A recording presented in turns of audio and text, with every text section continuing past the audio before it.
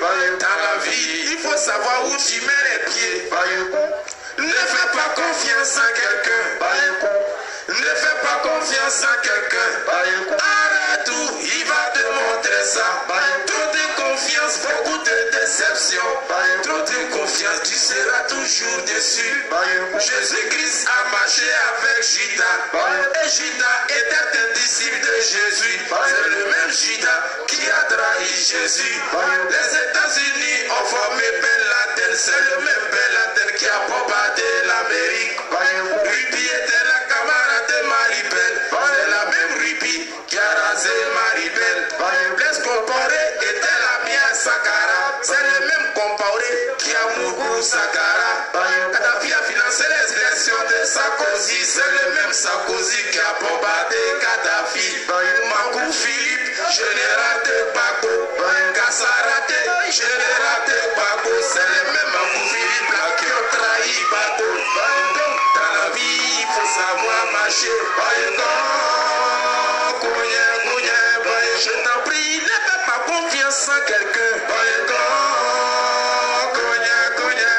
Je t'en prie, ne fais pas confiance en quelqu'un. Je t'en prie, ne fais pas confiance en quelqu'un. Nous, on n'est pas des politiciens. On ne fait pas la politique. Même le chien qui vit chez le politicien, il est bien nourri que moi, le démocratien. Sorokyo était l'élève de Bako. C'est le même Soro qui était dans la rébellion. Sorokyo, premier ministre de Bako. C'est le même Soro qui était à l'hôtel du Golfe. Donc, dans la vie, il faut savoir marcher. Dans la vie, il faut savoir marcher. Ils nous ont beaucoup, ça nous caresse. Les politiciens,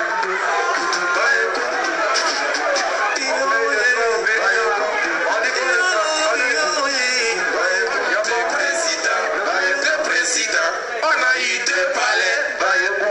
Il y en a qui étaient à l'hôtel, d'autres étaient au palais de la présidence. Dites-moi qui nous gouvernait. À ce moment, on avait de gouvernement. Nous, on voyait de deux. On croyait d'abord avoir deux salaires. Moi-même, j'avais deux go. Ma copine, elle avait deux gars. Mon tonton, lui, il avait deux femmes. Ma tante aussi, elle avait deux maris. Dans tous les cas, il y a plusieurs deux gars.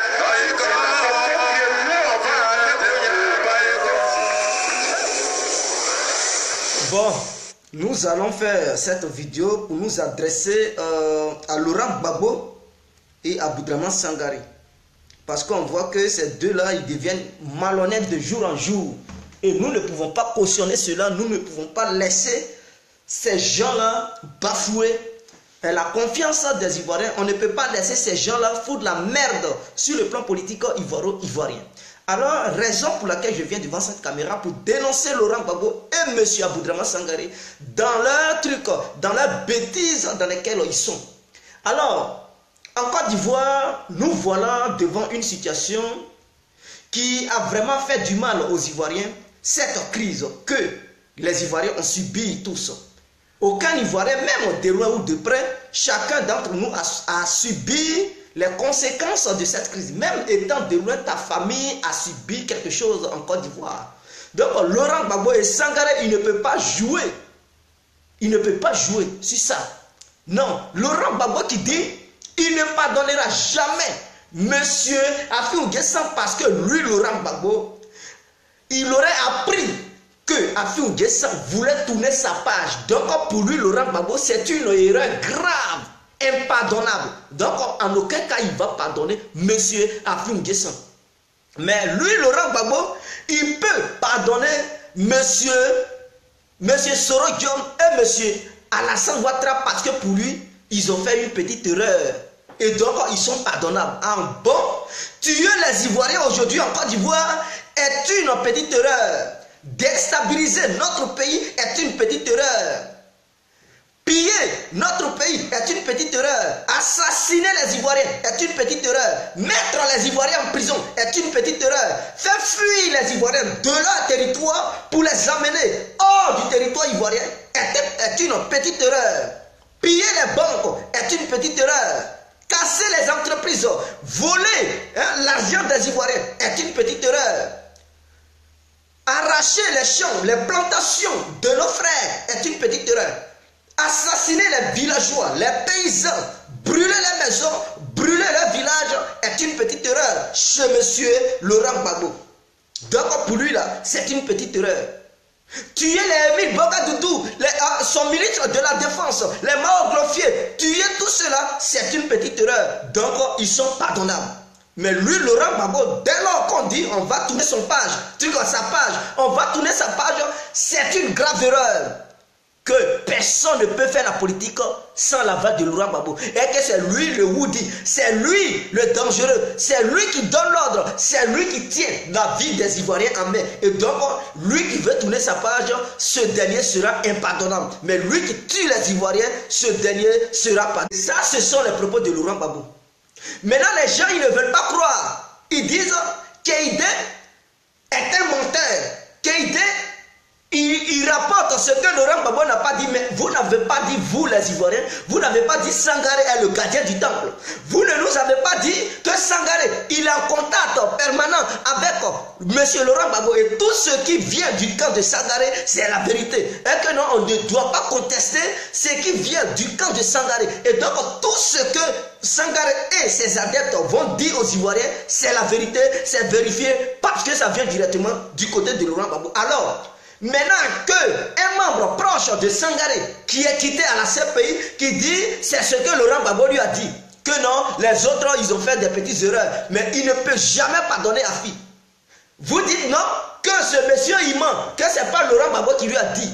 Ah, maintenant Laurent Gbagbo, vous voyez que ses propos choquent les Ivoiriens. Vous dites non, ce n'est pas Laurent Gbagbo qui l'a envoyé, et qui ment sur le président. Ah, donc aujourd'hui, Sangaré et ses adeptes mentent sur Laurent Gbagbo.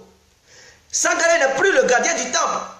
Lui et ses suiveurs, ils sont des menteurs maintenant. Ils mentent ce que le président n'a pas dit. Mais pourquoi le passé? Ce que Sangaré et ses éléments disaient sur Laurent Gbagbo, vous avez cru en ça. Vous avez dit oui, réellement c'est Laurent Gbagbo qui a dit ça. C'est Laurent Gbagbo qui avait posé sa candidature pour pouvoir présider son parti politique appelé le FPI. Et que le congrès de Maman, c'est Laurent Gbagbo qui avait signé les documents. Et que c'était Laurent Gbagbo. Tout ce que Laurent Gbagbo dit, vous dites que non, c'est lui qui avait demandé à ce qu'on boycotte les élections de 2015, à ce qu'on boycotte les élections législatives, et que c'est Laurent Gbagbo. C'est Laurent Gbagbo qui avait demandé à ce que les gens ne se fassent pas enrôler pour aller voter. Mais aujourd'hui, maintenant, ce monsieur, il publie ses propos sur sa propre page Facebook, et vous dites non, c'est pas Laurent Gbagbo, que non, il est menteur. Mais il est menteur comment? Il n'est pas menteur, mes frères. Quand ça ne vous arrange pas, vous traitez ces gens-là de menteurs. Mais quand ça vous arrange, vous dites oui, ils sont en contact avec Laurent Gbagbo, ils s'appellent. À un moment donné, ne prenez pas les Ivoiriens comme des idiots. Ne prenez pas les Ivoiriens comme des idiots. Assumez vos propos. Vous devez être responsable de ce qui sort de vos bouches, de ce que vous publiez sur les réseaux sociaux. Nous ne pouvons pas ignorer vos propos que vous mettez en valeur, parce que les réseaux sociaux, ce sont des choses très importantes. Vous comprenez? Les Américains, ils prennent les réseaux sociaux pour battre campagne. En Europe, ici, ils prennent les réseaux sociaux pour battre campagne. Et à travers les réseaux sociaux, on connaît bien l'actualité du monde. Les réseaux sociaux, on s'informe là-bas plus que les médias, qui sont les télévisions et tout ça. À travers les réseaux sociaux, on s'informe de beaucoup de choses que les médias nous cachent. Donc, les réseaux sociaux sont très importants. Vous devez assumer ce que vous dites. Donc, si Laurent Gbagbo, il dit ce genre de propos, nous, on est là pour lui dire, il n'est pas le père de tous les Ivoiriens. Certes, il a des enfants en Côte d'Ivoire, mais comme ce monsieur, il n'a pas perdu un membre proche de sa famille, raison pour laquelle il est ignorant, et il ne sent pas la douleur des gens qui ont perdu leurs enfants. Dites-moi, Laurent Gbagbo, il sait que d'autres Ivoiriens ont perdu 2 enfants, ou bien leurs parents dans cette guerre, il ne sait pas. c'est pas parce que lui n'a pas perdu son père dans cette guerre. Il n'a pas perdu sa mère dans cette guerre. Sa mère est morte d'une mort naturelle au Ghana. Et suite à ça, ils ont envoyé sa dépouille en Côte d'Ivoire pour l'enterrer. Mais il n'a pas perdu un parent qui est mort sous les balles de la rébellion. Raison pour laquelle il dit, cette rébellion, c'est une petite erreur. Il n'a pas perdu sa maison. Il n'a pas vu ses parents être terrorisés. Mais par contre, d'autres ont vu leurs parents terrorisés. Ils ont vu leurs enfants mitraillés devant eux, assassinés, abattus. Il y a d'autres, on les a égorgés devant les enfants. Laurent Gbagbo, il ne savait pas parce qu'il était au bunker. Il ne sait pas ce qui s'est passé sur le terrain. Nous, on était sur le terrain. On a vu des gens qui sont morts devant nous. On a vu comment l'être humain il souffre. On a vu quand on abat ton ami et qu'il n'est pas mort et qu'il veut mourir. De la manière il pleure, de la manière il souffre. Tu vois ton ami et tu es dépassé. Tu ne fais pas attention, tu vas perdre un truc dans ta tête. Tu vas perdre ta tête parce que ton ami gassu et tu penses le passé. Tu regardes, tu raisonnes les moments, les bons moments que vous avez passés ensemble et tu le vois en train de mourir devant toi avec la barbarie de la rébellion. Laurent Gbagbo va qualifier cela d'une petite erreur. Et il y a des gens, il y a des pro-Gbagbo, il y a ceux qui sont go, ils m'envoient des messages pour dire Afi va apporter quoi à Laurent Gbagbo? Sur le plan stratégique, il va apporter quoi à Laurent Gbagbo? Il n'a rien apporté à Laurent Gbagbo, il n'a qu'à aller se faire foutre, il n'a qu'à créer son parti. Mais par contre, Sangaré peut apporter quelque chose à Laurent Gbagbo, Soro Diop peut apporter quelque chose à Laurent Gbagbo, Alassane Ouattara peut apporter quelque chose à Laurent Gbagbo, KKB, Charles Kona Bani, ils peuvent apporter quelque chose à Laurent Gbagbo. Donc Laurent Gbagbo, c'est normal de traiter avec eux. Mais il ne peut pas traiter quelqu'un qui ne peut pas lui apporter quelque chose. Vous voyez de la manière, vous êtes incohérent. Donc si Laurent Gbagbo aujourd'hui il pense que les Soro Diom, les Ouattara, les KKB, les Charles Kona Bani, les Aboudraman Sangaré vont lui apporter quelque chose. Mais pourquoi les Ivoiriens ils se fatiguent pour militer pour lui? Pourquoi il fait croire aux Ivoiriens que non, il est ennemi avec les autres, ceux qui ont créé la rébellion hier? Pourquoi les Ivoiriens, ils divisent les Ivoiriens? Pourquoi ne pas dire aux Ivoiriens en même temps d'aller se réconcilier avec ceux-là? Pourquoi Sangaré fait semblant d'être en conflit avec les gens qui viennent du côté d'Alassane Ouattara? Pourquoi cette mascarade politique? Mais si vous dites que Laurent Gbagbo, il va les accueillir parce qu'ils peuvent le sauver, parce qu'il compte beaucoup pour Laurent Gbagbo et que c'est une petite erreur, mais dites aux Ivoiriens en même temps que vous qui n'avez pas perdu les gens, qui avez soutenu simplement Laurent Gbagbo, allez-y faire la paix avec Alassane Ouattara. Maintenant, ceux qui ont perdu les gens, eux, c'est à eux de décider s'ils veulent faire la paix ou bien s'ils ne veulent pas faire la paix. À eux de prendre leur décision. Mais ne prenez pas les Ivoiriens comme des salauds. Vous comprenez? Et donc, ils disent Laurent Gbagbo, il va recevoir Soro Piam et puis il n'y a rien. Mais il ne va pas recevoir ce truc à Afi. Il n'a qu'à aller se faire foutre parce qu'Afi ne va pas lui apporter quelque chose. Ah, donc aujourd'hui, vous fonctionnez par les intérêts. Aujourd'hui, vous regardez les intérêts maintenant.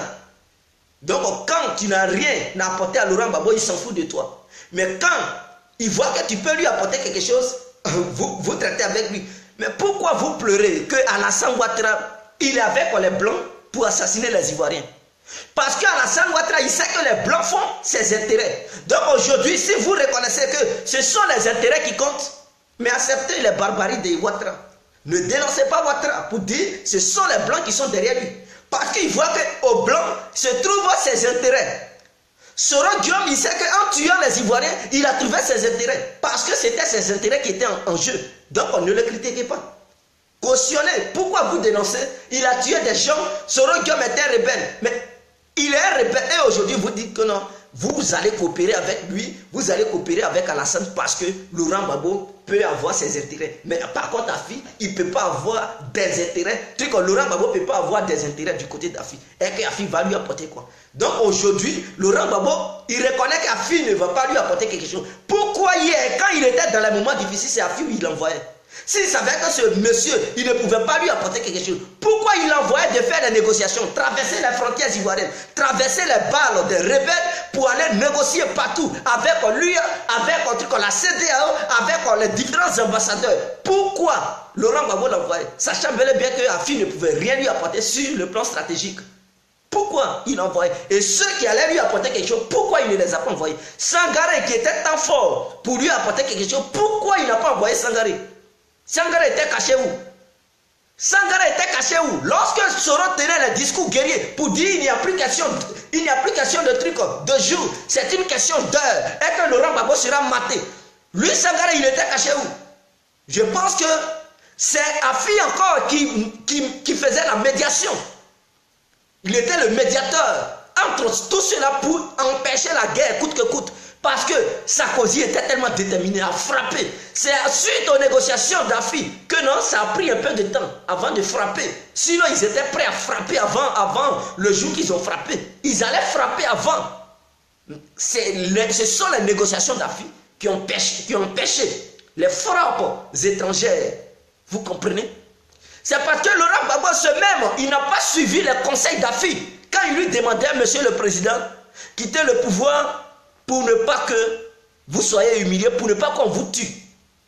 Quitter le pouvoir, nous allons essayer de nous unir et revenir en force. C'est ce même Sangaré qui a dit, Laurent Gbagbo ne quitte pas. Toi, Afi, tu es qui? Et Simone Gbagbo, elle gifle Afi N'Guessan. Elle porte main Afi N'Guessan pour dire sur quel ordre Afi peut permettre de dire à Laurent Gbagbo de quitter le pouvoir. Lui, Afi, il est qui? Et elle gifle Afi. Elle gifle Afi. Voilà. Donc, ceux qui disent pourquoi Afi ne va pas voir Simone Gbagbo, voilà les problèmes. Parce que Afi N'Guessan et Madame Simone Gbagbo ne s'attendent pas. Elle a giflé Afi. Se voir humilié par une femme comme ça, une grande personnalité. Te voir humilié par une femme.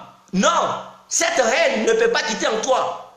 Raison pour laquelle Afi est en conflit avec Simone Gbagbo. Laurent Gbagbo n'était pas encore arrêté lorsque les deux étaient en conflit. Mais cela n'empêchait pas Afi N'Guessan de négocier toujours pour Laurent Gbagbo. Il négociait pour Laurent Gbagbo. Et si Laurent Gbagbo écoutait les conseils d'Afi, elle, Simone Gbagbo aussi, elle allait être sauvée. Elle n'allait pas être en prison aujourd'hui. Vous avez toujours suivi Sangaré. Voilà les délits de Sangaré, là où ça a mené les Ivoiriens. Ça a tué 3000 Ivoiriens. Et comme ça ne suffisait pas, ils ont arrêté d'autres Ivoiriens pour les mettre en prison. Comme ça ne suffisait pas, ils ont pris Gbagbo au blé, ils les ont emmenés en prison. Comme ça ne suffisait pas, d'autres Ivoiriens sont partis en exil. Comme ça ne suffisait pas, ils ont arrêté des gens portés disparus. Voilà les conseils de Sangaré. Toujours vous dites il est l'homme fort. Mais ces actions qui posent amènent toujours les Ivoiriens à payer des prix forts. À payer des prix forts. Ces actions conduisent aux Ivoiriens à regretter. Sangaré, il n'est pas un homme politicien. Il n'est pas un homme politique plutôt. Lui, ses décisions, ça envoie la calamité. Quand il prend une décision, c'est la calamité totale. Donc, Sangaré et Gbagbo, ils doivent respecter les Ivoiriens. Si c'était pour jouer ce petit jeu-là, pourquoi il ne quittait pas le pouvoir avant qu'il ne soit trop tard? Si aujourd'hui il approuve que oui, Alassane, Soro Diom, ils ont fait une petite erreur et que c'est eux qui peuvent le sauver et que non, Afi ne peut rien faire, Afi il est impardonnable. Mais ceux qui ont assassiné les Ivoiriens hier, ils sont pardonnables. Pourquoi hier, lui, Laurent Gbagbo, il ne quittait pas le pouvoir? Pourquoi Sangaré ne disait pas à Laurent Gbagbo de quitter le pouvoir et il se jouait les guerriers, il se jouait les Django? Maintenant, il fallait que les Ivoiriens meurent pour qu'on sache que non, oui, il faut coopérer aujourd'hui avec eux. Et vous défendez cela. Mais ce n'est pas les mêmes bêtises que vous faites. Quand Afi a salué hier Ouattara, il allait à l'Élysée, mais vous l'avez critiqué. Quand il a participé aux élections présidentielles de 2015, vous avez dit non. Il a tourné la page de Laurent Gbagbo. Il a coopéré avec les ennemis de Gbagbo. Mais aujourd'hui, quand Laurent Gbagbo, il le reçoit, ceux-mêmes qui étaient à l'hôtel du Golfe, qui ont organisé la marche sur la RTI, vous savez, suite à la marche de la RTI, c'est là où on dit les 6 femmes sont mortes. C'est ça qui a mené Laurent Gbagbo à la CPI. C'est suite à cette marche que les gens, ils avaient mis des kalachnikovs dans leur boubou. Ils ont tiré sur les policiers qui allaient sécuriser cette marche. Et suite à ça, ils ont dit il y a eu 6 morts. C'est ça qui a conduit Laurent Gbagbo en prison à la CPI. Mais dans cette marche, qui a organisé? C'était les KKB. C'était les Charles qu'on a bannis qui avaient organisé cette marche avec les Soro Diom. Mais ceux-là, Laurent Gbagbo les a reçus. Si un plateau d'or, ils ont causé. Ils ont rigolé ensemble. Mais ce sont les actions. Ce qu'ils avaient organisé hier, c'est ce qui a mené Laurent Gbagbo en prison. Mais là, il dit non, c'est bien. Il faut causer avec eux. Là, ils ne sont pas ennemis. Mais si c'est Afrique qui les salue, là, il est un traître. Mes frères, il ne faut pas être d'accord avec l'injustice. Sois cohérent. Il faut utiliser ta mémoire, ta matière grise. Il faut raisonner. Quand tu dénonces l'injustice et que toi-même tu fais partie de l'injustice, mon frère, tu ne peux pas dénoncer. Tu dis l'autre est diable. Ah, pourtant, toi-même tu es un grand sorcier. Et tu dénonces encore le sorcier. Tu n'es pas le bienvenu. Tu ne peux pas combattre quelque chose pareil. Vous comprenez? Quand vous dénoncez, parce que Afou N'Guessan a salué Soro, Afou N'Guessan a causé, a dialogué avec Ouattara, Afou N'Guessan a participé aux élections. Mais hier, les députés, dans cette temps-ci, les députés qui sont allés rendre visite à Laurent Gbagbo, c'est pas comme ça, ils n'étaient pas dans le salon pour devenir députés. Ils ont participé aux élections législatives pour avoir un siège à l'Assemblée nationale ivoirienne. C'est ainsi qu'ils sont devenus députés. Et c'est à cause de leur titre de députation qu'ils ont pu avoir la chance d'aller à la CPI en tant que la haute autorité ivoirienne pour aller parler de politique à la CPI là-bas. C'est suite à leur titre de député qu'ils partent pour, ils vont œuvrer, manœuvrer pour les négociations pour que Laurent Gbagbo sorte. Mais hier, vous avez critiqué, vous avez combattu tous ceux qui ont participé à ça. Pourquoi Laurent Gbagbo il reçoit encore les députés? Puisque si ce n'est pas son choix, quiconque participe à participer à cette élection législative, vous dites que non, ils sont des adeptes de Ouattara. Et que, voilà, ils approuvent Ouattara, le pouvoir de Ouattara. Mais pourquoi ces mêmes députés, ils partent à la CPI et Laurent Gbagbo les reçoit? Donc, ceux qui sont partis, ils ne sont plus adeptes de Ouattara. Ils ne sont plus les militants de Ouattara parce qu'ils ont participé aux élections que Ouattara a organisées, qui étaient les élections législatives. Pour devenir député à l'Assemblée nationale, il fallait que les gens y participent à ces élections. Mais vous avez dit, tous ceux qui ont participé, ils sont des traîtres. Donc, ceux qui ont participé, ils sont des traîtres. Donc, considérant que tous les députés de la Côte d'Ivoire, ils sont tous des traîtres. Alors, donc, vous encore, les pro-Gbagbo et les sangaréistes, vous recevez les traîtres pour dialoguer avec les traîtres. Mais comment on va vous appeler? Vous êtes aussi des traîtres. Vous foutez des Ivoiriens. Il faudrait qu'on se dise la vérité. Il faudrait qu'on soit clair dans nos manières de faire. Il faudrait qu'on soit juste. Parce que tu ne peux pas dire ça aujourd'hui et demain tu vas dire non, tu n'avais pas dit ça.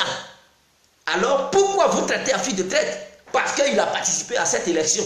Donc c'est Ouattara qui a organisé, Afi est traître et ses collaborateurs sont traîtres. Mais ceux qui se sont décidés pour aller à la CPI, ils ont participé à ces mêmes élections. Et qui a organisé? C'est Ouattara qui a organisé cette élection. Donc si vous considérez et que vous dites tous ceux qui ont participé à ces élections, ils sont des traîtres, c'est que Laurent Gbagbo lui-même il est un traître parce qu'il reçoit des traîtres.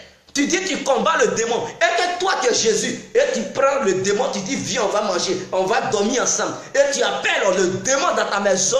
Toi on doit faire très attention avec toi parce que tu bois le démon. Moi je ne fréquente pas là où il y a le démon. Donc si on veut bien analyser et voir clair, Laurent Gbagbo lui aussi il se fout des Ivoiriens, il est aussi un adepte de Ouattara. Vous comprenez? Donc on doit se respecter. Laurent Gbagbo ne peut pas continuer à se foutre des Ivoiriens.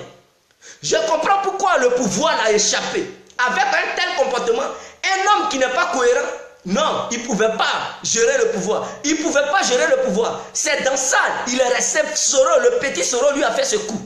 Toujours, c'est mon bon petit, c'est moi qui l'ai formé. C'est mon petit, tout ce qu'il a fait, c'est une petite erreur. Et il fait endormir la conscience des Ivoiriens. Pendant ce temps, Soro a fait des assassinats, des meurtres en Côte d'Ivoire. Et Laurent Gbagbo dit non, à cause de la paix, acceptez-le, on va essayer. C'est mon bon petit. Soro non, Soro non. Il a initié tous ceux qui ont tué les Ivoiriens. Il les a initiés parce que peut-être il était dans un coup commun avec eux, il était dans un deal avec eux et il savait ce qui se passait. Donc il fallait qu'il joue ce petit jeu-là et il fasse dormir la conscience du peuple ivoirien. Et il a fonctionné de la sorte. Les Ivoiriens sont morts. Ils sont morts. Il n'a même pas parlé de la justice en Côte d'Ivoire. Il n'a même pas parlé de la justice. Il ne s'est même pas occupé de ceux qui sont morts. À l'ouest, il n'a même pas fait une petite cérémonie. Pour ceux-là, il passait son temps à négocier, à causer avec Soro. Il passait son temps à aller à Bouaké, parler des flammes de la paix. Il passait son temps à donner des milliards de francs CFA à Blaise Compaoré. Il passait son temps à rendre Soro Guillaume milliardaire. Il passait son temps à donner des postes stratégiques aux rebelles. Il passait son temps à aller dans n'importe quelle négociation et il s'en foutait des familles qui sont mortes, des gens qui ont perdu les frères, sœurs, parents. Il s'en foutait d'eux. Il n'a même pas rendu hommage à ses familles. Alors, et ces gens-là, tellement ils ont aimé Laurent Gbagbo, malgré son arrestation, ils sont toujours derrière lui. Ils luttent pour jour pour lui. Et ils pensaient que Laurent Gbagbo était un homme honnête, un homme intègre, un homme sincère, un homme sain, à qui les Ivoiriens pouvaient faire confiance pour sauver notre nation. Mais hélas, étant la CPI, il nous montre maintenant son vrai visage. Et qu'il disait aux Ivoiriens, depuis son silence, prouve aux Ivoiriens que non, il était incapable de gérer la Côte d'Ivoire. Puisque au sein de son parti, il est incapable de gérer son propre parti. Il est incapable de gérer son propre parti.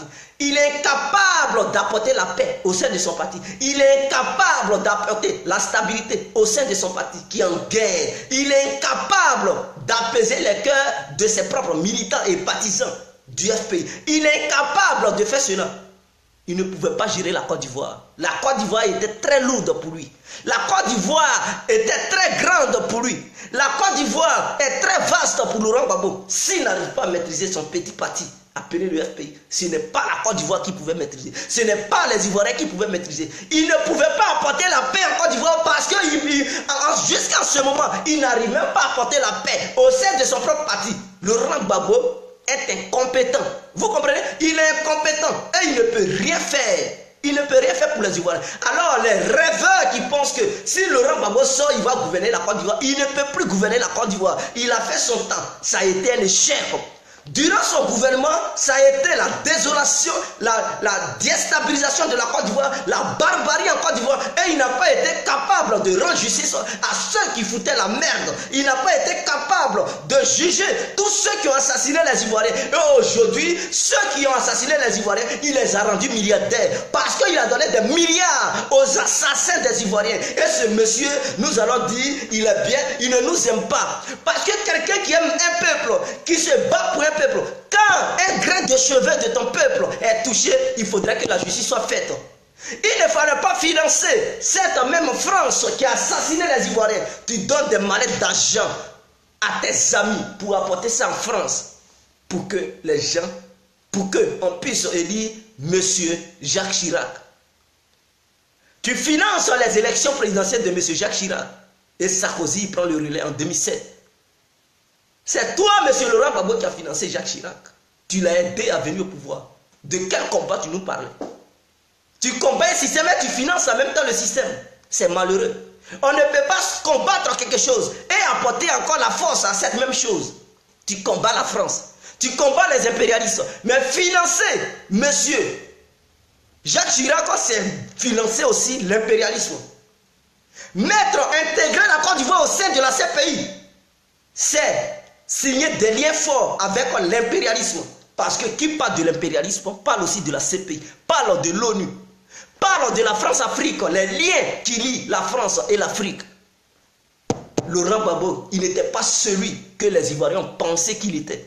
Je dis la vérité, je ne suis pas la mentir. D'autres, ça va les faire mal. Ils vont m'insulter. Mais je dis la vérité, mes frères et sœurs. Il faudrait qu'à un moment donné, on tape la main sur la table pour interpeller Laurent Gbagbo pour tout ce qu'il a fait. Parce qu'il a mal géré la Côte d'Ivoire. Voici quelqu'un qui prétend, parce que je pense qu'il y a d'autres qui ne sont pas mûrs d'esprit. Quelqu'un qui prétend attaquer un grand système appelé la France-Afrique, qui n'a même pas d'alliés. Qui comptait sur quoi?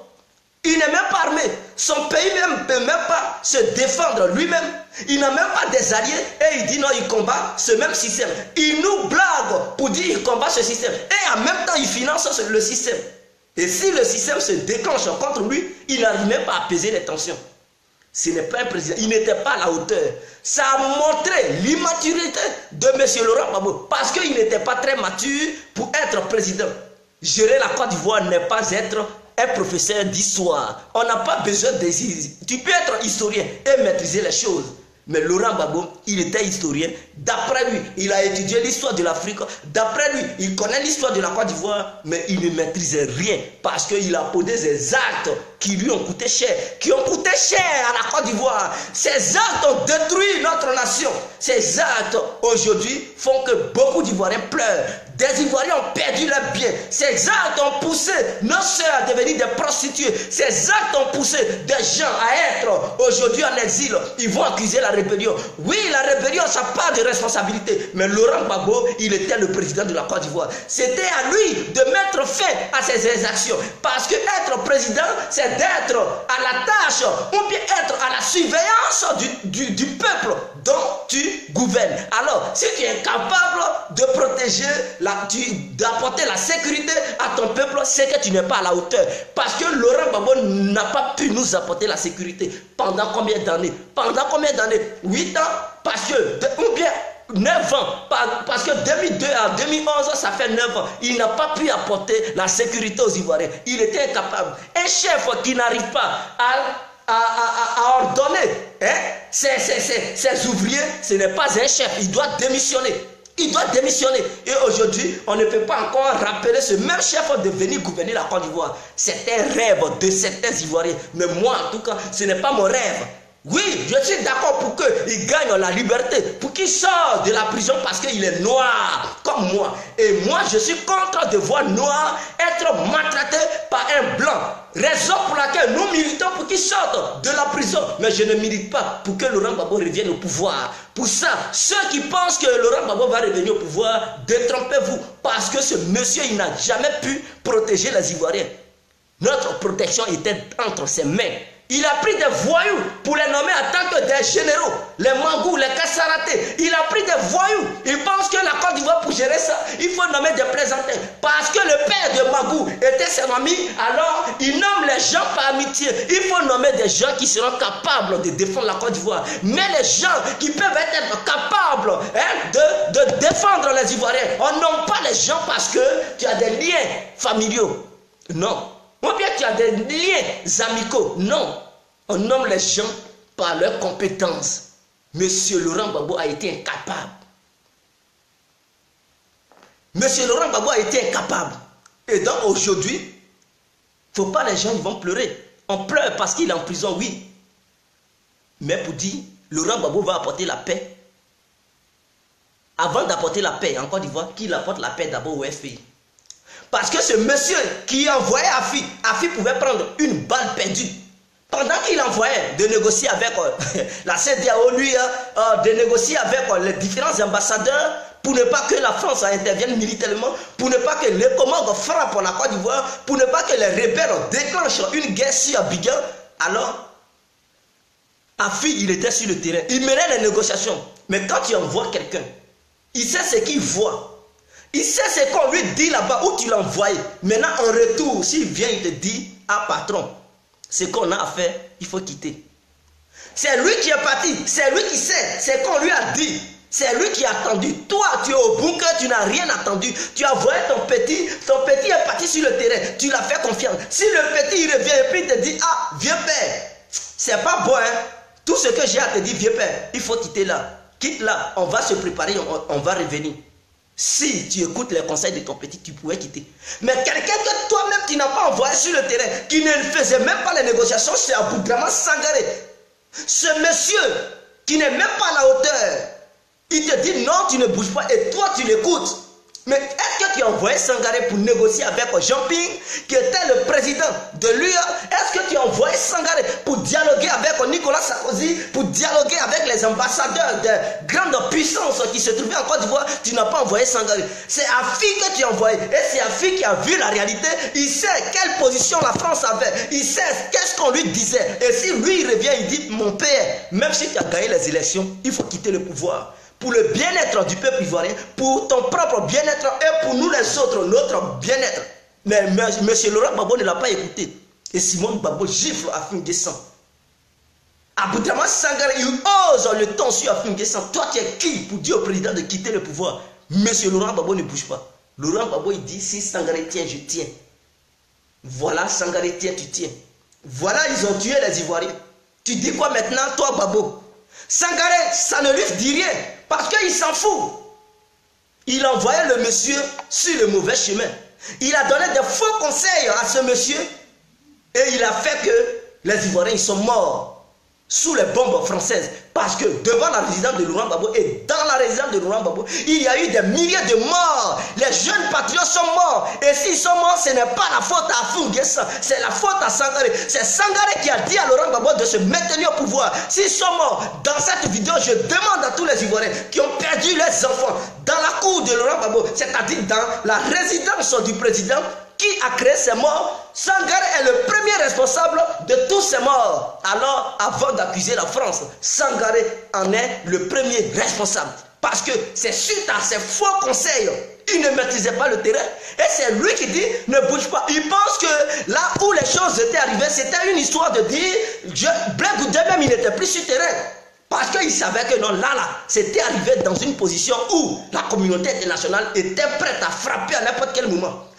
Ceux-là, ils étaient prêts. L'ONU même était déterminée. La France, les États-Unis, ils se sont engagés. Les Anglais, les Allemands, ils étaient prêts à dévorer la Côte d'Ivoire. Même les autres pays africains, ils étaient prêts à déchirer la Côte d'Ivoire. Toi, on te dit, ah, monsieur le président, il faut quitter le pouvoir. Lui qui te conseille ainsi, c'est qu'il t'aime. Il ne veut pas qu'on te fasse du mal. Mais lui qui te dit, tu ne bouges pas. On va voir. On va mener la bataille. Vous comptez sur quoi? Mener quelle bataille? Tu as quelle âme? Un Ivoirien a déjà fabriqué une Kalachnikov en Côte d'Ivoire. Vous avez pu fabriquer même un petit revolver? Jamais. Il n'y a aucun scientifique en Côte d'Ivoire qui puisse fabriquer les armes pour intimider cette communauté internationale, pour intimider les grandes puissances de ce monde. Vous n'avez pas une force de dissuasion. Alors quand vous voyez la situation, à un moment donné, à quelque part, le malheur est bon. Tu peux quitter le pouvoir. Ça peut être le malheur des membres du FPI, mais vous pouvez aussi sauver leur vie et votre propre vie. Mais quand vous voulez coûte que coûte, restez là. Dans le bonheur, ça apporte le malheur à tout le monde et même à la nation. Et c'est ce qui est arrivé en Côte d'Ivoire. On vous met les choses devant vous et vous ne voulez pas. Sangaré, le gardien du temps. Sangaré ceci, Sangaré cela. Mais vous oubliez vite. Vous avez une courte mémoire, vous. C'est que Sangaré a fait. C'est Sangaré qui a foutu le pays en l'air. C'est Sangaré qui a foutu le pays en l'air. Parce qu'il n'a pas été à la hauteur. Sangaré était le ministre des Affaires étrangères. Je vous rappelle, chers Africains, en 2002, lorsque la rébellion frappait pour la première fois, qui était le ministre des Affaires étrangères? C'était Sangaré. Il était chargé de mener la diplomatie hors des frontières ivoiriennes. Si un ministre des Affaires étrangères apprend qu'il y a une rébellion qui se forme dans un pays voisin, il se dépêche et il parle. Il croise le président de ce pays pour dire il faut mettre fin à la rébellion qui est là, se préparer dans ton pays. Sangaré n'a pas voulu toujours négocier avec le Burkina. Il a été toujours sur sa position. La position que vous le connaissez là. Il était toujours là-dedans. Il pense que c'est en disant les discours guerriers. Non. Ce n'est pas les discours. Ce sont les actes qui comptent. Il parlait toujours. On ne bougera point. On ne fera rien. On ne fera rien. Ils n'ont qu'à nous trouver, on va les mater. Je ne négocie rien. La rébellion a frappé. Il n'a pas pu mater cette rébellion. Laurent Gbagbo, suite à ça, il a su que son élément a été incapable. Il enlève sur ce poste et il met quelqu'un d'autre. Et maintenant, il nomme Sangaré quelque part. Parce qu'il sait que son élément n'a pas été capable. Mais comme c'est son ami, il ne peut pas lui dire certaines choses. Et quand Sangaré lui parle, il est content. Il pense que Sangaré a toujours raison. Mais tu as vu déjà une première preuve. Ton ami Sangaré a été incapable d'empêcher la rébellion qui se formait sur le sol de M. Blaise Compaoré. Parce que c'est lui qui devrait défendre les Ivoiriens. Raison pour laquelle mener la diplomatie hors des frontières ivoiriennes pour empêcher cette rébellion de frapper la Côte d'Ivoire. Il a toujours voulu montrer ses muscles. Il pense qu'on montre les muscles partout. Il comptait sur quoi? La rébellion frappe maintenant. Vous partez pleurer auprès de la France pour dire la France n'a qu'à vous aider à combattre cette rébellion. Mais je pensais que Sangaré avait les moyens de combattre la rébellion. Raison pour laquelle il disait que non, il ne menait pas de diplomatie. Il ne menait pas un truc. Il allait mater les rebelles une fois en Côte d'Ivoire. Parce qu'il n'avait même pas consulté la France. Il pensait que la France allait aider la Côte d'Ivoire à mater cette rébellion. Mais voilà, un ministre qui ne savait rien. Ils comptaient sur la France parce qu'ils ont signé des défenses, des accords de défense. Et que là, si la France veut attaquer, la France va aider. Mais il n'a pas compris que c'est la France qui était cachée derrière. Et donc, il était tellement fier de lui. Mais regardez un ministre des Affaires étrangères qui n'écoute même pas le service de renseignement, qui ne sait même pas qui se cachait derrière cette rébellion et qui comptait sur la France. On attaque la Côte d'Ivoire, il s'en va demander pardon à la France. La France fait un double jeu. Pour Dondon. Ils voient que la France les a trahis. Quand on te met, on te confie un poste, sois à la hauteur. Il ne faut pas décevoir les gens. Il ne faut pas foutre la merde. Et cette même Sangaré, pour ne pas dire ce même Sangaré, 2002 ne lui a pas donné une leçon. En 2010, Sangaré encore, il donne les mêmes ordres. Ce qu'il avait fait en 2002, et puis la rébellion a attaqué. En 2011 encore, Afi dit à Laurent Gbagbo, il faut quitter parce que ce n'est pas bien ce que je vois. C'est comme me dit, Sangaré dit, il ne bouge pas. Il montre encore là ses nerfs. On bombarde les gens et lui, Sangaré, il n'est pas inquiété. Je me demande, parfois, s'il n'est pas dans le coup, tout ce qui est arrivé à la Côte d'Ivoire, s'il n'était pas impliqué. Parce que tout ce qui est arrivé, Sangaré n'a pas perdu un proche de sa famille. Ils n'ont jamais arrêté un enfant de Sangaré pour le foutre en prison. Lui-même, Sangaré, il n'a jamais été arrêté. Il n'a jamais été inquiété. Mais par contre, les autres, ils ont perdu, ils ont laissé leur peau dans cette histoire de guerre. Ah oui, le fils même de Gbagbo a été arrêté, Michel Gbagbo. Lui, il était quoi? Est-ce qu'il prenait des décisions politiques? Mais Sangaré qui donnait des ordres à Laurent Gbagbo, il n'a pas été inquiété par Ouattara, par la rébellion. Il y a un problème. Ils ont arrêté tout le monde. Même le fils du président. Ils ont tué même les Mao Greffiers, qui n'étaient pas les ministres. Ils les ont tués. Mais lui, Sangaré, qui était ministre, l'ami clé de Laurent Gbagbo, il n'a pas été inquiété. Il y a un problème. Poussez vos réflexions loin.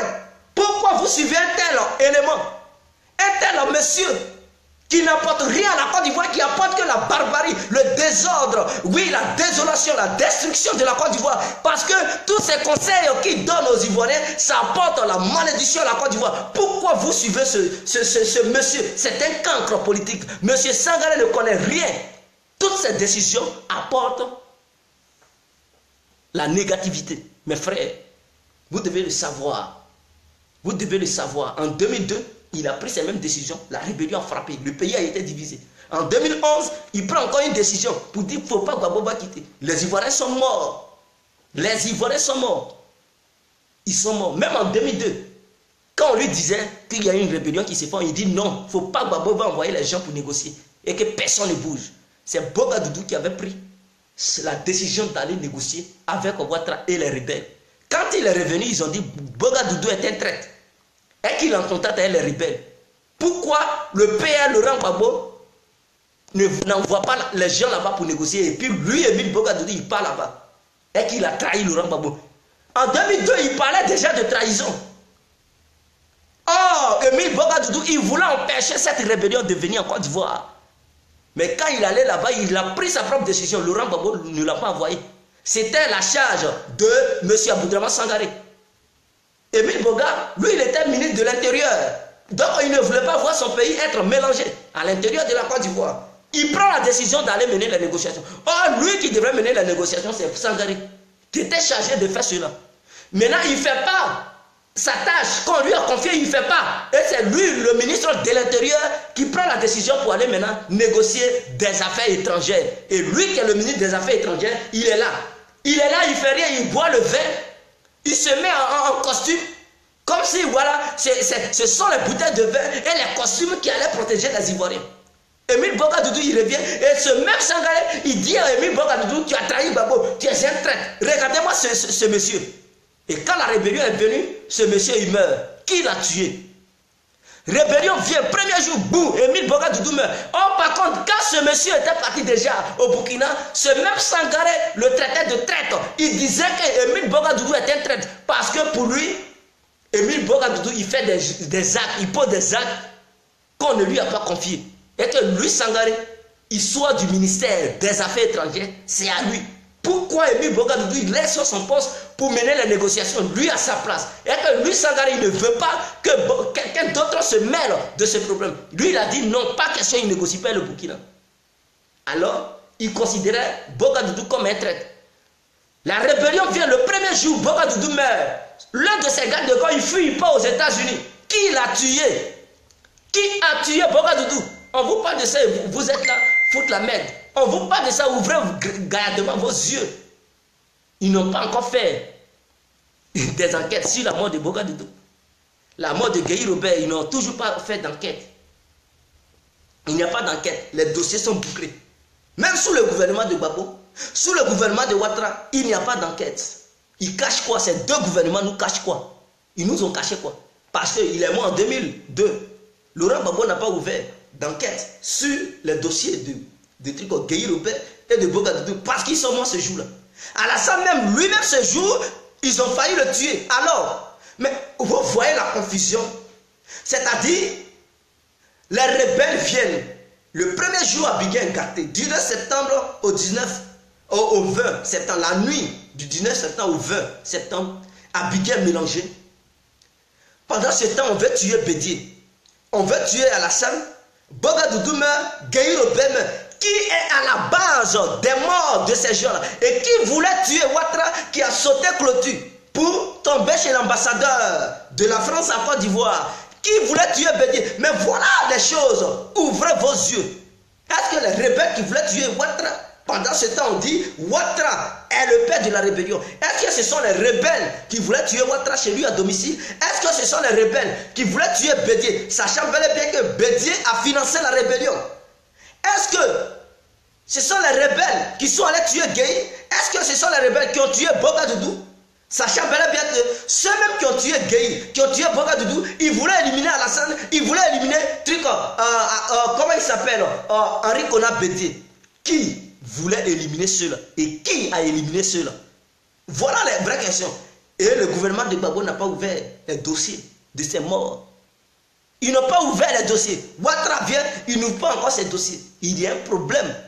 Il y a un vrai problème. Alors mes frères, ouvrez regardez-moi les yeux.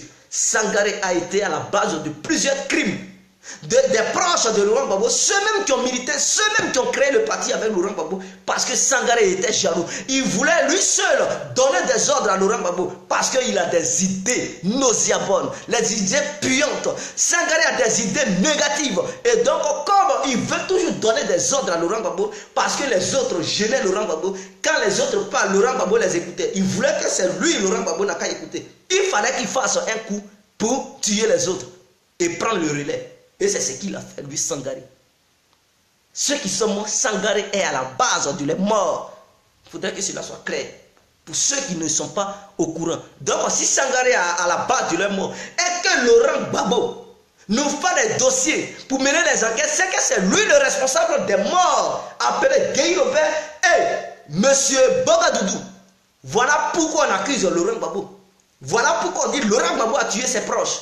Parce que si l'un de tes ministres, l'un de tes amis a tué les autres amis, et que toi tu es incapable d'avouer ça au monde entier, tu es incapable de traduire celui-là devant la justice, c'est que tu es responsable, parce que tu es complice. Vous comprenez? Ils n'ont qu'à arrêter de perturber la mémoire des Ivoiriens. Ils n'ont qu'à arrêter de se foutre des Ivoiriens. On a souffert, on ne veut pas faire une politique de coq à l'âne. On est dans une direction, soit on lutte pour de bons, ou soit on arrête de faire semblant, on donne tout au blanc. Voilà. Voilà ma conclusion. Soit on donne tout au blanc, on signe des accords, la France dirige la Côte d'Ivoire, ou soit on se met dans un combat pour défendre les Ivoiriens. Il ne s'agit pas de faire aujourd'hui tantôt parce que tu n'es pas au pouvoir, tu signes des accords avec les Français. Non, on n'a qu'à être ensemble et tout cela, c'est passé, tu peux m'aider. Et demain encore, blaguer les Ivoiriens, je suis dans un combat, je combats la France, en même temps tu finances la France, en même temps tu fais impliquer la Côte d'Ivoire dans des organisations diaboliques comme la CPI. Mais il signait l'accord de la CPI, c'était pour amener qui là-bas? Lui, Laurent Gbagbo, il voulait amener qui à la CPI? Parce qu'il était le président. Donc, il avait l'intention d'amener les Ivoiriens à la CPI. Parce que quand je vois les aides de Laurent Gbagbo, ce ne sont pas des bons actes, mes frères. À un moment donné, Laurent Gbagbo, il a foutu la merde. On doit lui interpeller. On doit rappeler à Laurent Gbagbo ce qu'il a fait. Parce que tu signes à la CPI, tu voulais amener qui là-bas? Est-ce Est-ce qu'en Côte d'Ivoire, ce sont les Blancs qui sont en Côte d'Ivoire? Ce ne sont pas les Blancs qui sont en Côte d'Ivoire. Ce sont les Noirs. Quand tu signes à la CPI, c'était pour amener qui là-bas? C'était pour amener les Noirs, les Négros, qui sont de même peau que toi. Tu voulais les amener là-bas à la CPI. Raison pour laquelle tu as signé pour que la Côte d'Ivoire appartienne à la CPI. Alors, il faut savoir que quand tu prépares ta sauce, c'est toi qui la goûtes d'abord avant de servir cette sauce aux gens. Quand tu as des invités chez toi et que tu prépares, il faut goûter. S'il y a le poison dans la sauce, mais c'est toi qui vas mourir d'abord. Et les autres, ils vont prendre leur distance.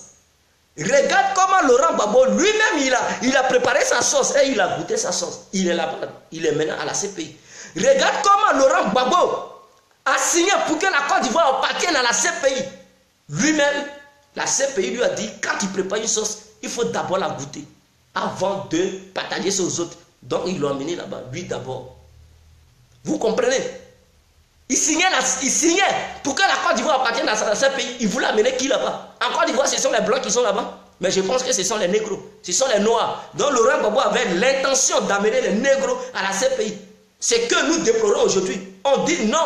Il est hors de question de voir les négros être transférés dans les mains des blancs, les négros être déportés à la CPI dans une prison coloniale. Mais Laurent Gbagbo, il était informé et il est un historien. Il sait que c'est une prison coloniale. Il sait que cette prison n'a pas été conçue par le peuple noir. C'est une prison formée et une prison inventée par les élites internationales qui dirigent le monde. Il savait que c'était une prison coloniale, une prison impérialiste, une prison des sionistes. Et Laurent Gbagbo, il signe quand même. Alors, pouvons-nous dire que Laurent Gbagbo, il blaguait le peuple ivoirien? Pouvons-nous dire que Laurent Gbagbo nous faisait du chantage? Pouvons-nous dire que Laurent Gbagbo, il savait ce qui se passait, mais il nous mentait à longueur de journée? Pouvons traiter Laurent Gbagbo d'un menteur? Pouvons-nous dire aujourd'hui que Laurent Gbagbo, il a essayé de nous manipuler pour tout simplement piller les caisses de l'État? Ou bien Laurent Gbagbo était juste dans un combat vraiment biaisé? La question vous revient. Parce qu'il ne s'agit pas de m'insulter. Mais je vous dis ce que votre leader, qui est tellement saint, que vous considérez comme un petit Jésus, qui est à la CPI, ce qu'il a fait de la Côte d'Ivoire. Si aujourd'hui les Africains, ils ne peuvent pas mener une lutte normale parce qu'ils sont inquiets. Ils se disent que si on fait quelque chose, la CPI va nous poursuivre. Mais qui est à la base de cette prison? Qui a donné nom à cette prison? Mais c'est nos leaders. Et dans ces leaders se trouve le leader tant aimé par les Ivoiriens que les Ivoiriens disent c'était le leader qui était venu sauver l'Afrique. Mais le leader, il nous a mis dans un système dans lequel l'Africain ne peut pas s'en sortir. Il nous a mis dans un système dans lequel les Africains ils vont avoir peur. Et ce système, c'est la CPI. Aujourd'hui, les leaders, les petits leaders ivoiriens qui ont une bonne vision des choses, qui veulent maintenant, coûte que coûte, combattre l'impérialisme, ils sont effrayés, ils ont peur, parce qu'ils se disent, ah, si je commets ça, si je fais ça, la CPI va me poursuivre. L'Interpol, ils vont lancer Interpol derrière moi. Si on m'arrête, je vais partir à la CPI. Regarde ce que Laurent Gbagbo, il a mis dans les Ivoiriens. Quand on vous dit les choses, ouvrez les yeux. Laurent Gbagbo n'est pas un Dieu, il n'est pas un saint, il n'est pas un ange. Laurent Gbagbo ne peut jamais être un prophète. Il ne peut jamais être un ange. Même le prophète, souvent, il commet des erreurs. Le prophète, il n'est pas saint parfois. Il faut Dieu seulement pour être saint. Alors, qui connaît Dieu? Nul ne connaît Dieu. Laurent Gbagbo, nous ne pouvons pas lui attribuer le titre de Dieu parce que nous savons que ce qu'il a fait aujourd'hui, les Ivoiriens payent. Les Ivoiriens payent. Quand il confie les grandes sociétés à ces sociétés impérialistes. Alors Laurent Gbagbo, il nous a mis où? Le port qui donne à Bolloré. Est-ce que ce sont les Ivoiriens qui ont dit? Mais les Ivoiriens ont mis leur confiance à Laurent Gbagbo. Et Laurent Gbagbo en retour, ce port qui a apporté de l'argent à notre nation, il vend ça à Bolloré. Et maintenant c'est Bolloré qui contrôle le port. Ils ont mis un nègre en tant que directeur. Mais tout l'argent qui sort là-bas, ça part dans les caisses de l'État français. La France nous donne un peu. 600%, la Côte d'Ivoire 5% du revenu du port d'Abidjan. Le port autonome d'Abidjan et le port autonome de Yamoussoukro. Vous comprenez? Qui a signé? C'est bel et bien Laurent Gbagbo qui a signé ça. Il signait quoi? Il cherchait quoi? Dans les mains de Bouygues, truc de Bolloré. Qu'est-ce qu'il cherchait en signant ce genre de choses pour donner ça à Bolloré? L'aéroport Félix Houphouët-Boigny, Laurent Gbagbo confie ça à Bouygues. Il confie ça à ces gens-là, aux membres du CAC 40, qui est basé en France, précisément dans la Défense, à Paris. Il leur confie ça pour faire quoi? C'était pour apporter quoi aux Ivoiriens? En vendant la Côte d'Ivoire. Et au dernier moment, il dit non, je vais nationaliser tout. Non, tu ne peux pas nationaliser parce que tu es dans des problèmes. Tu parles maintenant de nature. Mais je ne sais pas. Je ne sais pas si je vais avoir la vidéo de Laurent Gbagbo où il parlait du franc CFA. Lui-même, il avouait que le franc CFA est bon. Donc, il faudrait qu'on arrête certaines choses. Je vais mettre sa vidéo où il disait que le franc CFA est bon. Je ne sais pas si je vais voir.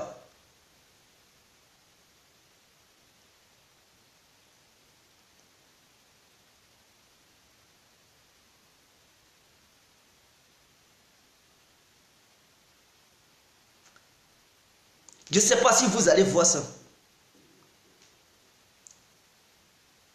On a déjà au niveau de lui et moi une monnaie commune. Il faut être attractif pour attirer la Guinée et le Ghana. La Guinée et le Ghana dans cet ensemble-là, le Libéria, la Sierra Leone, etc. La Gambie dans cet ensemble-là. Et puis, ça va aller. Vous avez parlé d'une monnaie commune. Est-ce que vous êtes pour une dévaluation? Non. Je ne suis pas pour une dévaluation. Mais j'ai dit que nous avons déjà une monnaie commune au niveau de lui et moi. J'aimerais qu'on soit assez attractif pour attirer à nous les pays que c'était le Ghana, la Guinée, le Libéria, la Sierra Leone et la Gambie.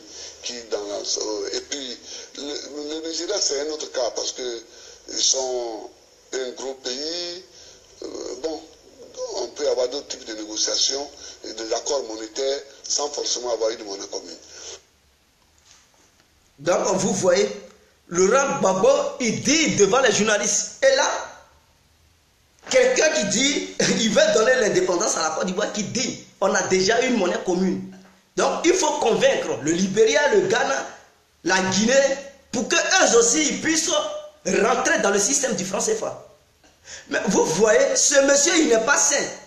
Je n'ai rien inventé. Vous avez écouté lui-même, votre leader, que vous dites, Laurent Gbagbo, il voulait créer une monnaie appelée le MI. Le MI, il voulait battre sa monnaie. Il voulait donner l'indépendance à la Côte d'Ivoire. C'est lui qui parle dans cette vidéo. Ils n'ont pas appuyé sa bouche.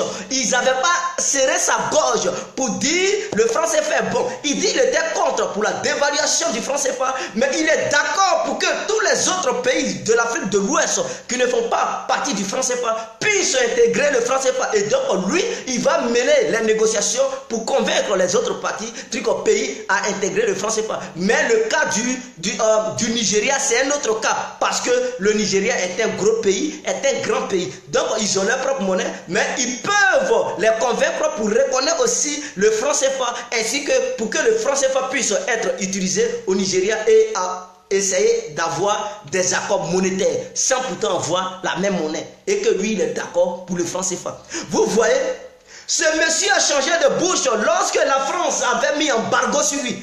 Est-ce que vous m'écoutez? La France a mis embargo sur la Côte d'Ivoire. Il était coincé partout. C'est là Laurent Gbagbo maintenant il dit je vais créer ma monnaie. Laurent Gbagbo auparavant il n'était pas d'accord pour que la Côte d'Ivoire ait sa propre monnaie. Pour ceux qui sont ignorants, qui ne savent pas, pourquoi Laurent Gbagbo au dernier moment il voulait créer une monnaie ivoirienne? Parce que la France le combattait sur le système monétaire. La France fermait les banques. La France ne lui donnait plus le temps. La France ne permettait plus à la BCEAO de financer l'État ivoirien. Raison pour laquelle Laurent Gbagbo à la dernière minute il voulait créer sa propre monnaie. Sinon au début il voulait toujours rester dans le franc CFA. Voilà ce monsieur. Donc il n'était pas cohérent dans son combat. Il n'était pas d'accord pour que la Côte d'Ivoire ait une indépendance monétaire. Je vous ai fait écouter la vidéo. Ou bien vous pensez que tu me dis de donner mes preuves. Ça, je n'ai pas inventé ça, mon frère. Déjà au niveau de lui et moi, une monnaie commune. Il faut être attractif pour attirer la Guinée et le Ghana, la Guinée et le Ghana dans cet ensemble-là, le Libéria, la Sierra Leone, etc., la Gambie dans cet ensemble-là. Et puis, ça va aller. Vous avez parlé d'une monnaie commune, est-ce que vous êtes pour une dévaluation? Non, je ne suis pas pour une dévaluation. Mais j'ai dit que nous avons déjà une monnaie commune au niveau de lui et moi. J'aimerais qu'on soit assez attractif pour attirer à nous les pays que j'ai cités, le Ghana, la Guinée, le Libéria. Au niveau de lui et moi, s'ils ont déjà une monnaie commune, quelle est la monnaie commune de lui et moi? Quelle est la monnaie? Quand on parle de lui et moi, on parle de quelle monnaie? On parle bel et bien du franc CFA, mes frères. On parle du franc CFA. Donc, si Laurent Gbagbo, dans ses propos, il dit on a déjà une monnaie commune au niveau de lui et moi, et qu'il faut convaincre la Sierra Leone, le Libéria, la Guinée, le Ghana, et même le Nigeria, pour que tous ces pays soient attractifs au niveau de cette monnaie commune, pour avoir une seule monnaie. Mais il est contre la dévaluation du franc CFA. Mais il est d'accord pour que les autres pays africains soient convaincus pour intégrer au sein du franc CFA. Donc, vous pensez que ce monsieur avait des projets pour créer une monnaie ivoirienne? Non. Il était d'accord pour le franc CFA. Oh, pourtant, les panafricains aujourd'hui, ils sont contre le franc CFA, mes frères et sœurs. Qui se dit panafricain? Qui, même un bébé qui sort du ventre de sa mère, quand il sort, il sait que le franc CFA est une monnaie coloniale. Mais votre historien, Laurent Gbagbo, il ne savait pas que le franc CFA était une monnaie coloniale. Il ne savait pas que la Côte d'Ivoire, étant dans cette monnaie, ne pouvait pas s'en sortir. D'ailleurs, il avait des projets de convaincre les autres pays à intégrer le franc CFA. Laurent Gbagbo a parlé d'une création monétaire de la Côte d'Ivoire parce qu'il était coincé partout. La communauté internationale le coinçait. Donc, il a décidé de créer une monnaie. Sinon, si on ne le coinçait pas, il n'avait même pas de projet. Boga Doudou était le seul qui avait parlé de la création d'une monnaie ivoirienne. Mamadou Koulibaly était aussi le seul à parler d'une création de la monnaie ivoirienne. Laurent Gbagbo, dans ses projets, il n'avait pas ça. Ce monsieur n'a jamais été panafricain. Ce monsieur a contribué à la liquidation de notre pays aux Blancs. Il a vendu la Côte d'Ivoire. Il nous a mis dans des faux systèmes. L'ONU, n'oubliez pas, l'ONU est venue sur le territoire ivoirien par le biais de M. Laurent Gbagbo. C'est cette même l'ONU qui a assassiné les Ivoiriens. Alors, les crimes de l'ONU, on peut dire qui a tué. Parce que si tu envoies des mercenaires sur ton territoire et que ces mercenaires foutent la merde, sèment la désolation, la barbarie, qui est le responsable? Mais c'est toi qui as mené ces gens-là, c'est toi qui es le responsable. Donc, ne vous trompez pas. Quand on dit Laurent Gbagbo a tué des gens, les Blancs, ils savent pourquoi ils disent ça. Même s'ils n'ont pas vu Laurent Gbagbo assassiner les gens lui-même, ils savent une chose, que l'ONU a tué. Et ils savent une chose que non, c'est Laurent Gbagbo qui a demandé à ce que l'ONU vienne. Donc les crimes de l'ONU, automatiquement, ils disent que c'est Laurent Gbagbo. Mais ils ne peuvent pas dire ça devant les gens. Ils ne peuvent pas dire ça devant les gens. Nous sommes en politique. Nous sommes en justice. Et c'est le fond de la justice que vous ne maîtrisez pas. Quand on dit Laurent Gbagbo a tué, ce sont les crimes de l'ONU. Ce que l'ONU a fait là, c'est ça, on dit Laurent Gbagbo a commis comme crime.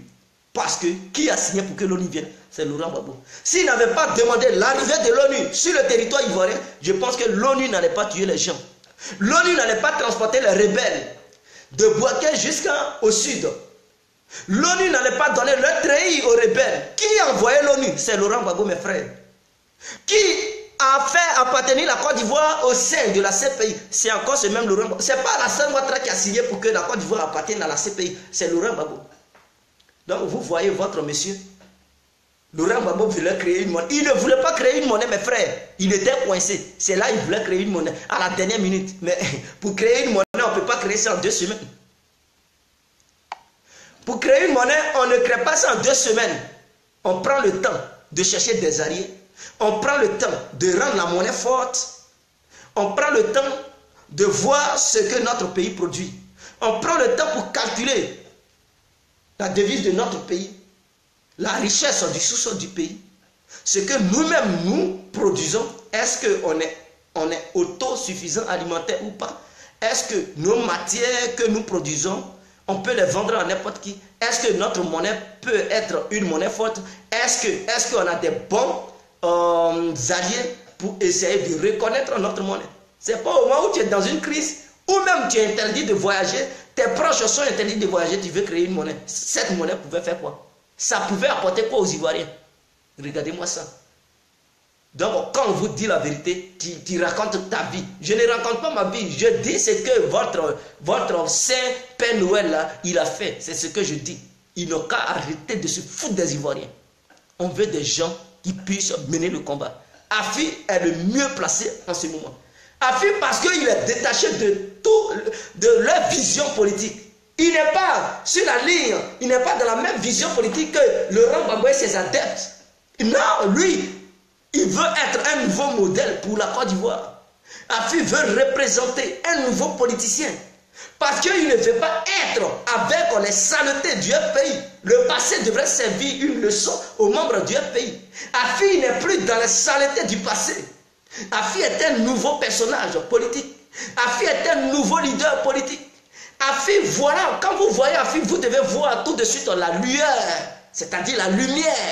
Un nouveau homme politique qui est là pour apporter. Il est le seul qui défend d'ailleurs les Ivoiriens. Quand les Ivoiriens ont un problème, il est le seul qui marche sous la pluie avec les Ivoiriens. Il est le seul qui écoute, qui dénonce ce que les Ivoiriens disent dans les salons. Qui encore en Côte d'Ivoire qui dénonce ce que les Ivoiriens disent dans les salons? Tu vas voir du côté de Ouattara, non. Tout ce qu'ils font subir les Ivoiriens, pour eux c'est normal. Sangaré, pareil, il ne parle même pas. Lui, ses manifestations, c'est d'aller rendre hommage au maman Gbagbo. C'est d'aller fêter à Kouré. Il s'en fout. Lui, Sangaré, il s'en fout des Ivoiriens. Lui, sa ligne politique s'arrête au clan des pro-Gbagbo. C'est-à-dire, le reste des Ivoiriens, il s'en fout. Si tu n'es pas un Gbagbo, il s'en fout de toi. Sangaré, il s'en fout de toi si tu n'es pas pro-Gbagbo. Or, on fait la politique pour aider tout le monde. Même si tu n'es pas un moi et que je fais la politique, je fais aussi la politique pour toi, pour ton bien-être. Tu me détestes, mais ce sont mes actes qui vont faire que tu vas m'aimer. C'est ma manière de voir les choses. Si tu me détestes, tu ne veux pas de moi, mais je dois tout faire pour te montrer mon amour. Et tu vas changer. C'est comme une fille que tu pas draguer. Elle te déteste.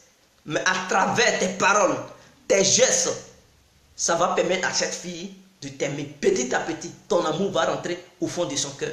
Et elle va se dire, elle va dire, ah, vraiment, je t'aimais pas, mais vraiment, tu es magnifique. Je ne savais pas que tu étais comme ça. Voilà. Donc, Afi, aujourd'hui, il est le nouveau modèle de la Côte d'Ivoire. Il est le nouveau homme politique fort. Il est celui qu'il faut à la Côte d'Ivoire pour l'émergence 2020. Il est le nouveau homme politique parce que ce monsieur, il ne rentre pas dans une ligne d'ânerie avec M. Sangaré. Alors, tout le monde le veut. Tout le monde veut sa peau. Tout le monde est contre lui. Parce qu'il n'est pas dans une politique de radicalisation. Il n'est pas dans une politique de xénophobie. Il n'est pas dans une politique de raciste. Afi, il n'est pas contre les étrangers. D'ailleurs, il faut faire accepter les étrangers à la Côte d'Ivoire. Parce que vous êtes contre les étrangers, mais vos sœurs épousent les étrangers. Vos frères épousent les étrangers. Et vous êtes encore contre ces mêmes personnes? Non. L'Afrique a été divisée suite aux Blancs. Donc, un vrai panafricain, un vrai quelqu'un qui lutte contre les impérialistes, il doit d'abord accepter ses propres frères africains. Mais vous, les membres de Sangaré, vous êtes contre vos frères et sœurs africains et africaines. Et vous voulez prouver quoi à qui?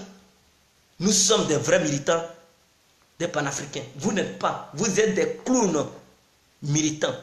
Vous êtes des voyous éléments. Vous ne connaissez rien en matière de politique. Il faut tendre la main aux étrangers. Car c'est l'ensemble. Ce n'est pas l'Ivoirien seul même qui paye impôt. En Côte d'Ivoire, même les étrangers, ils payent plus d'impôts que même les Ivoiriens. Ils contribuent au renforcement des caisses de l'État que même les propres Ivoiriens, parce que l'Ivoirien, il est fainéant de nature. Ce sont les étrangers qui bossent dur. Tous les grands magasins, quand vous partez, ce sont les Ibos qui sont remplis là-bas. Ils vendent des pièces détachées et tout. Les Ivoiriens, ils ne font rien. C'est ceux-là qui payent les impôts. Les Libanais qui payent les impôts pour renforcer les caisses de l'État. Les Burkinabés qui travaillent dans les champs de cacao pour rendre le côté, la zone d'ouest une zone productrice de cacao. Parce que si les étrangers ne nettoient pas, Ivoirien est fainéant, il est paresseux. Il ne peut même pas débroussailler son champ. Les herbes vont envahir, le cacao ne va pas bien produire. Les cacaoyers ne vont pas bien produire. Il faut l'étranger aussi. Donc, l'étranger a sa part de responsabilité dans l'économie ivoirienne. Alors, pourquoi nous chassons les étrangers? Et ceux-mêmes qui font venir les marchandises, ce sont les étrangers. Ils ont les frais hors des frontières ivoiriennes. Ils font envoyer les marchandises par les bateaux. Et ce sont eux qui dédouanent. Ils font rentrer l'argent dans les mains de la douane ivoirienne. Pourquoi vous êtes contre les étrangers? Afi est le bon. Il est le bien placé parce que tous les étrangers de la Côte d'Ivoire, ils doivent savoir. Ouattara les a trahis. Alassane Ouattara vous a trahi, mes frères. Afi est le nouveau modèle qui va vous ouvrir les portes. Il va vous prendre, vous embrasser dans ses mains. Afi aime tout le monde. Il ne déteste pas un étranger, il ne déteste pas un Ivoirien. Quels que soient les missiles que les pro-Sangaré lui lancent, il est prêt à toujours aimer les pro-Sangaré. D'ailleurs, Sangaré veut sa peau, mais il tend toujours la main à Sangaré. C'est Sangaré qui ne veut pas. Donc Sangaré, c'est quelqu'un qui n'a pas l'amour de son prochain, comme ses adeptes. Afi a toujours aimé les Ivoiriens. Afi a toujours aimé la nation. Afi a toujours aimé tous ceux qui vivent en Côte d'Ivoire. Et tous ceux qui vont arriver en Côte d'Ivoire, ils sont les bienvenus. Pour qu'ensemble, on puisse contribuer au développement de notre pays. L'Amérique s'est développée parce que l'Amérique n'a pas trié qui est étranger, qui ne l'est pas.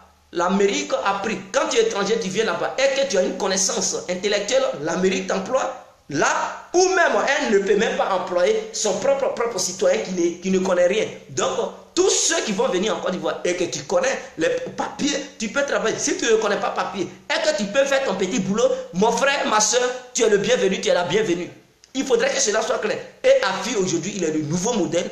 Bientôt, il va vous ouvrir les portes. Il va vous ouvrir les bras. Il est le nouveau homme fort politique. Il est celui qui aime les étrangers. Il est celui qui aime les Ivoiriens. C'était l'incontournable bien qui a compris. Donc, chers étrangers, Alassane vous a trahi, le RDR vous a trahi. Vous devez vous tourner vers Afi. Quand vous attendez FPI, ne pensez plus aux âneries de Gbagbo, aux âneries que fait Sangaré, non. Le FPI aujourd'hui est dirigé par le président Afi N'Guessan. Et ce président est un nouveau modèle qui n'a même pas les mêmes idées que ses amis d'hier.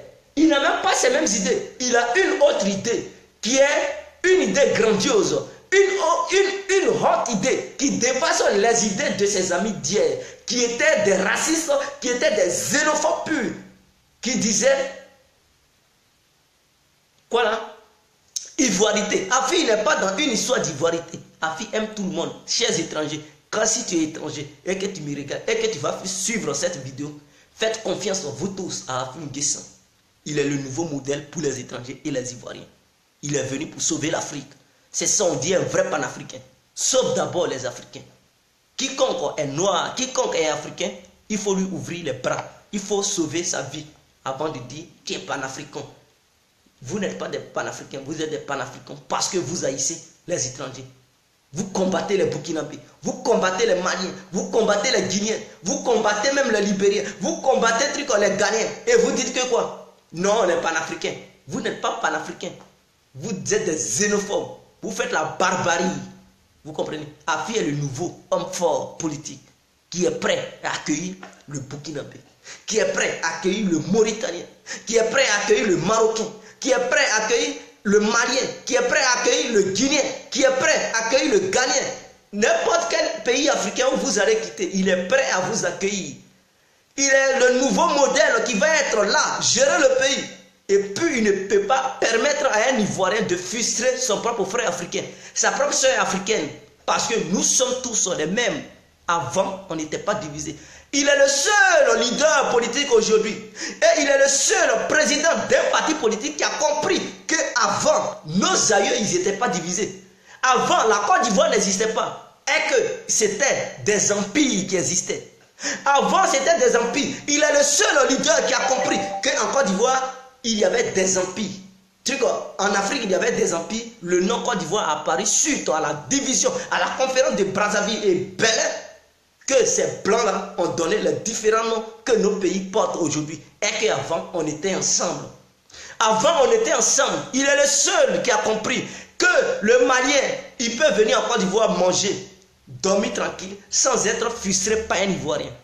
Il est le seul président qui va mettre de l'ordre. Que non, à partir de maintenant, en Côte d'Ivoire, même si tu voles, on va te juger. On ne va plus te brûler. Vous voyez, sous le gouvernement de Gbagbo, ils ont brûlé des gens parce que d'autres avaient volé. On les brûlait, la justice populaire. Sous le gouvernement de Ouattara, on brûle les gens parce qu'on dit que tu es homosexuel, tu es lesbienne, tu as volé, on te brûle. Et sous le gouvernement de Ouattara, on voit les policiers même qui attrapent les voleurs et qui les butent. Ce dernier, il n'est même pas armé. Le policier, il met son pied sur lui et il lui tire là-dessus. Bou, bou. Lui-même qui doit dire au peuple, ne le tuez pas, et il va prendre ce dernier pour l'amener au commissariat. C'est lui-même qui sème la barbarie parce qu'il est un policier, il n'est pas éduqué. Afi est le seul président qui va venir mettre la police en ordre, la gendarmerie en ordre, discipliner les militaires. Parce que aujourd'hui les militaires ils sont indisciplinés. Sous le gouvernement de Laurent Gbagbo, les militaires aussi ils étaient indisciplinés, l'armée était indisciplinée. Ils foutaient la merde, ils raquettaient les gens parce que tu es étranger. Parce que tu viens de n'importe où, on te raquettait parce que tu n'es pas ivoirien. Donc, il raquettait les gens, il s'aimait la désolation, la barbarie, la calamité. Il faisait subir toutes les atrocités au peuple ivoirien. Et donc, aujourd'hui, Afi, il vient pour mettre fin à cela. Il vient pour mettre fin à cela. Il va discipliner l'armée, il va discipliner le peuple ivoirien. Il va faire aimer les étrangers au peuple ivoirien. Parce que tu veux ou pas, tu dois aimer tes propres frères africains. Ils ne sont pas étrangers en Côte d'Ivoire. Il n'y avait pas de Côte d'Ivoire. Avant, on parlait des empires. Empire du Ghana, empire Soso, l'empire Songhai, empire du Mali. On parlait des empires. On ne parlait pas de Côte d'Ivoire. On ne parlait pas de Burkina. On ne parlait pas du Sénégal. On ne parlait même pas de la Guinée. On parlait des empires. Et les dirigeants de ces empires, on parlait d'eux. Aujourd'hui, les Blancs, ils nous ont imposé histoire de président, histoire d'indépendance, histoire de trucs d'élection, histoire de frontières. Avant, il n'y avait pas de frontières, mes frères. L'Afrique était l'Afrique. Avant d'être panafricain, il faut d'abord aimer ton prochain. Il faut d'abord aimer ton frère étranger et ta soeur étrangère. Donc, mes soeurs et frères, vous qui êtes étrangers et étrangères, vous qui allez regarder cette vidéo, je vous dis aujourd'hui en Côte d'Ivoire, lui qui peut vous défendre, bec et bouche, c'est Pascal Affi N'Guessan. Il est le mieux placé pour vous aider. Ne regardez plus le nom FPI. FPI, c'est un nom. Mais qui dirigeait le FPI lorsque le FPI était barbare hier? Lorsque le FPI détestait les étrangers? Lorsque le FPI détestait les étrangers? Qui était le dirigeant du FPI? Qui avait le pouvoir au sein du FPI? C'était Gbagbo et Sangaré. Oh, voyant Sangaré, ce monsieur, c'était un dangereux homme. Ce monsieur, il est xénophobe, il est raciste, il n'aime pas les étrangers. Même au sein du peuple ivoirien, il n'adore même pas d'autres Ivoiriens. Sangaré, c'est un élément qui te déteste lorsque tu n'es pas avec lui. Ce dernier, il ne peut pas gouverner un pays. Et c'est celui-là qui donnait les ordres à Laurent Gbagbo hier. Raison pour laquelle Laurent Gbagbo, il laissait ses militants foutre la merde. Mais aujourd'hui, il y a un nouveau personnage. Une personne qui a réapparu. Et ce dernier, il s'appelle le président Affi N'Guessan. C'est une personne lucide, une personne douce, une personne étoffée de sagesse, une personne diplomatique, une personne qui écoute le peuple, une personne qui ne déteste pas les étrangers, une personne qui ne veut pas l'injustice dans un pays. Il est le seul leader en ce moment. Si vous vous êtes trompé pour voter sur Guillaume, celui-là, c'est un dangereux, c'est un tueur. Il a tué, il vous a menti, vous étrangers de la Côte d'Ivoire. Il a menti encore une partie du peuple ivoirien pour dire, lui, Soro, il venait pour défendre votre cas. Une fois au pouvoir, il ne défend rien. Soro Guillaume ne défend rien. Il ne fait rien pour vous, mes frères et sœurs. Mais le président de l'Assemblée nationale, c'est un grand poste qu'il possède aujourd'hui. Il possède un grand poste, un poste stratégique qu'il possède aujourd'hui. Mais il ne fait rien pour vous.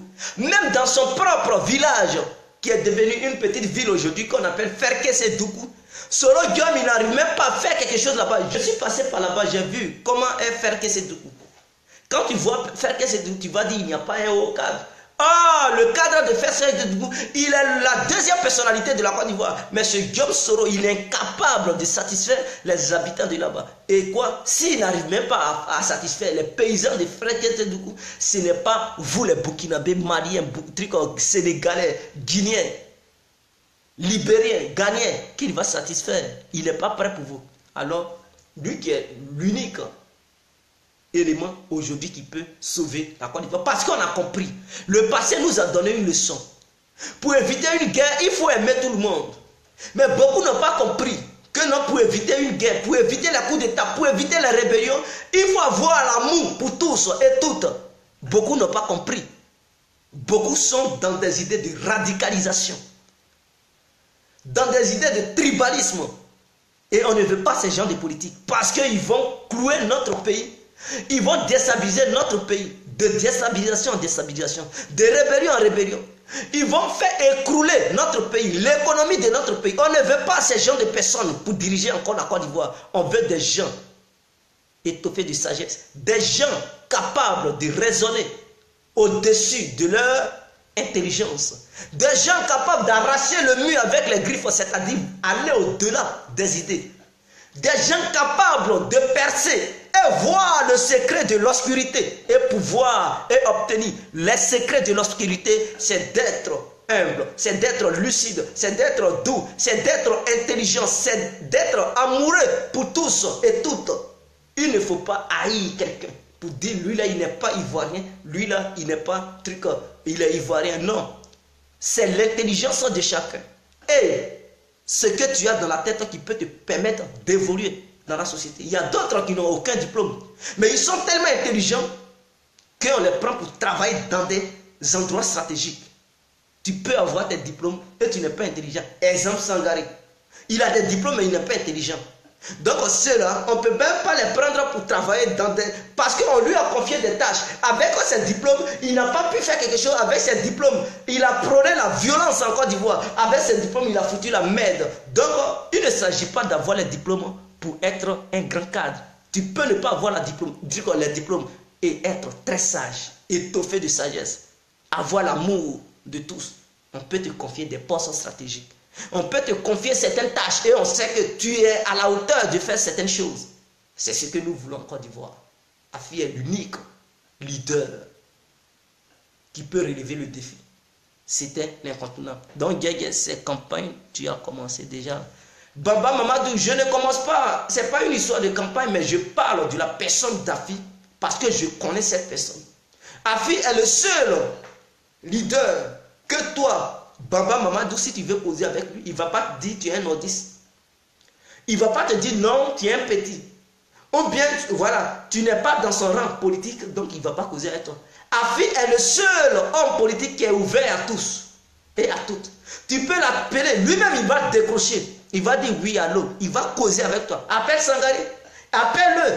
Il va dire je ne cause pas avec des gens comme ça. Je ne le connais pas, je ne le connais.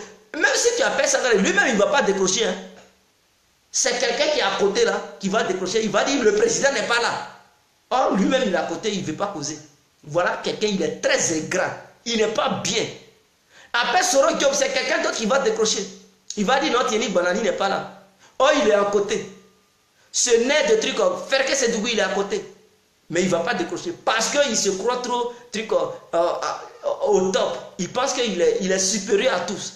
Appelle Ouattara aujourd'hui. Ouattara, il va même... Non, mais ils vont t'insulter au téléphone. Tu es qui pour parler au président? Tu es qui? Va te faire foutre. Le président n'a pas ton temps. Ah oui. Mais Afi, tu peux l'appeler, mes frères et sœurs. Je vous dis, vous pouvez l'appeler. Il va décrocher lui-même. Causer. Vous pouvez prendre le temps. Causer ce que tu as envie de lui dire. Il t'écoute. Il dialogue avec toi. Il ne dit pas que non. Non, il te connaît. Vous allez dialoguer proprement. Et tu vas lui dire ce que tu penses. Lui aussi, il va te dire ce qu'il pense. Il est le seul homme politique. Avec ça, avec sa compréhension des gens, il est déjà bien parti. Il est le seul homme politique qui peut sauver la Côte d'Ivoire. Je vous le dis, essayez, vous allez voir, le président Afi est ouvert à tout le monde. Il ne dit pas tu es nordiste, tu es sudiste, tu es du centre, de l'ouest. Il ne dit pas tu es rebelle ou bien tu n'es pas rebelle. Non, il cause avec tout le monde. Il échange les idées avec tout le monde. Et un homme comme ça, il est bien. S'il est au pouvoir, il ne peut pas laisser son comportement qu'il a aujourd'hui. Parce que il a été toujours auprès du peuple, il écoute le peuple, il dialogue avec les gens. Même s'il est président, il va toujours causer avec les gens. Tu ne peux pas dire, monsieur le président Afi, je vais prendre rendez-vous avec toi pour te croiser. Monsieur le président, ou bien je vais vous croiser. Et ce monsieur, il va dire, va foutre le camp. Je n'ai pas le temps. Tu es qui pour me croiser? Non, il ne peut pas le dire. Le président Afi est ouvert à tout le monde. Mon frère, même si tu le détestes et que tu es du RDR, tu veux le croiser aujourd'hui, il va te croiser. Mais va chez Sangaré. Faut dire, tu es étranger. Dis à Sangaré, il va t'insulter même. Il va se comporter comme un enfant. Il va t'insulter, non, tu seras étonné, tu vas dire, mais c'est un homme politique ivoirien qui fait comme ça. Mais non. Appelle Laurent Gbagbo, il va dire, non, je ne te reçois pas. Je ne te reçois pas. Tu es étranger, tu viens du Burkina. Non, non, il va crier comme un enfant, un bébé gâté. Mais Sangaré, il est comme Gbagbo. Ils ne comprennent pas les choses. Ils ne savent pas que dénigrer les étrangers apporte la guerre, apporte la déstabilisation, apporte la haine, apporte la division, mes frères. Afi a compris. Il faut aimer tout le monde. Il faut aimer tout le monde pour se faire aimer aussi par ceux que tu aimes. Vous comprenez? Donc c'était les continents qui ont compris. Je vous aime. Ciao.